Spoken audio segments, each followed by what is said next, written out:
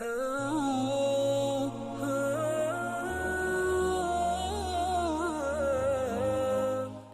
اللہ الرحمن الرحیم۔ السلام علیکم۔ نسو ایک عورت ماں آدمی تھا، باریک آواز، بغیر داڑھی اور نازک اندام مرد۔ وہ اپنی ظاہری شکل و صورت سے فائدہ اٹھاتے ہوئے زنانہ حمام میں عورتوں کا مساج کرتا اور میل اتارتا تھا۔ کوئی بھی اس کی حقیقت نہیں جانتا تھا، سبھی سے عورت سمجھتے تھے۔ یہ طریقہ اس کے لیے ذریعہ معاش بھی تھا اور عورتوں کے جسم سے لذت بھی لیتا تھا۔ کئی بار ضمیر کی ملامت کرنے پر اس نے اس کام سے توبہ بھی کر لی، لیکن ہمیشہ توبہ توڑتا رہا۔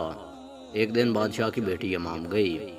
حمام اور مساج کرنے کے بعد پتہ چلا کہ اس کا گراں باغ اور کھو گیا ہے۔ بادشاہ کی بیٹی نے حکم دیا کہ سب کی تلاشی لی جائے۔ سب کی تلاشی لی گئی، ہیرا نہیں ملا۔ نسو رسوائی کے ڈر سے ایک جگہ چھپ گیا۔ جب اس نے دیکھا کہ شہزادی کی کنیزیں اسے ڈھونڈ رہی ہیں تو سچے دل سے خدا کو پکارا اور خدا کی بارگاہ میں دل سے توبہ کی اور وعدہ کیا کہ آئندہ یہ کام کبھی نہیں کروں گا، میری لاج رکھ لے مولا۔ دعا مانگ ہی رہا تھا کہ اچانک باہر سے آواز سنائی دی کہ نسو کو چھوڑ دو، ہیرا مل گیا ہے۔ نسو نم آنکھوں سے شہزادی سے رخصت لے کر گھر آیا۔ نسو نے قدرت کا کرشمہ دیکھ لیا تھا اور ہمیشہ ہمیشہ کے لیے اس کام سے توبہ کر لی۔ کئی دنوں سے حمام نہ جانے پر ایک شہزادی نے بلاوا بھیجا کہ حمام آ کر میرا مساج کرے، لیکن نسو نے بہانہ بنایا کہ میرے ہاتھ میں درد ہے، میں مساج نہیں کر سکتا ہوں۔ نسو نے دیکھا کہ اس شہر میں رہنا اس کے لیے مناسب نہیں ہے، سبھی عورتیں اس کو چاہتی ہیں اور اس کے ہاتھوں سے مساج کرانا پسند کرتی ہیں۔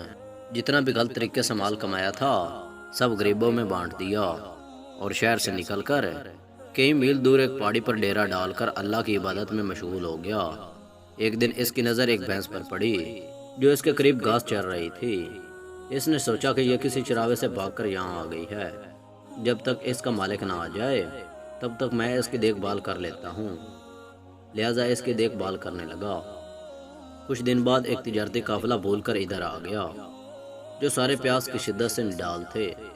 انہوں نے نسو سے پانی مانگا۔ نسو نے سب کو بھینس کا دودھ پلایا اور سب کو سیراب کر دیا۔ قافلے والوں نے نسو سے شہر جانے کا راستہ پوچھا۔ نسو نے ان کو آسان اور نزدیکی راستہ دکھایا۔ نسو کے اخلاق سے متاثر ہو کر تاجروں نے جاتے جاتے اسے سارا مال بطور تحفہ دیا۔ نسو نے ان پیسوں سے وہاں کنواں کھدوا دیا۔ آہستہ آہستہ وہاں لوگ بسنے لگے اور عمارتیں بننے لگیں۔ وہاں کے لوگ نسو کو بڑی عزت اور احترام کی نگاہ سے دیکھتے تھے۔ رفتہ رفتہ نسو کی نیکی کے چرچے بادشاہ تک پہنچ گئے۔ بادشاہ کے دل میں نسو سے ملنے کا اشتیاق پیدا ہوا۔ اس نے نسو کو پیغام بھیجا کہ بادشاہ آپ سے ملنا چاہتے ہیں، مہربانی کر کے دربار میں تشریف لے آئیں۔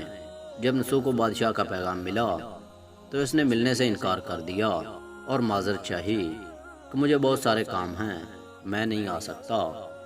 بادشاہ کو بہت تعجب ہوا، مگر اس بے نیازی کو دیکھ کر ملنے کی طلب اور بڑھ گئی۔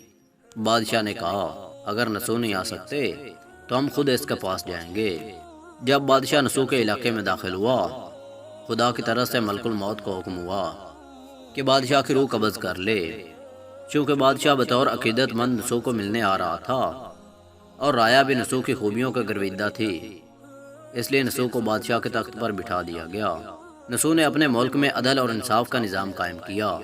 وہی شہزادی جسے عورت کا بھیس بدل کر ہاتھ لگاتے ہوئے بھی ڈرتا تھا، اس شہزادی نے نسو سے شادی کر لی۔ ایک دن نسو دربار میں بیٹھا لوگوں کی داد رسی کر رہا تھا کہ ایک شخص وارد ہوئے اور کہنے لگے کہ کچھ سال پہلے میری بھینس گم ہو گئی تھی، بہت ڈھونڈا مگر نہیں ملی، برائے مہربانی میری مدد فرمائیں۔ نسو نے کہا کہ تمہاری بھینس میرے پاس ہے، آج جو کچھ میرے پاس ہے وہ تمہاری بھینس کی وجہ سے ہے۔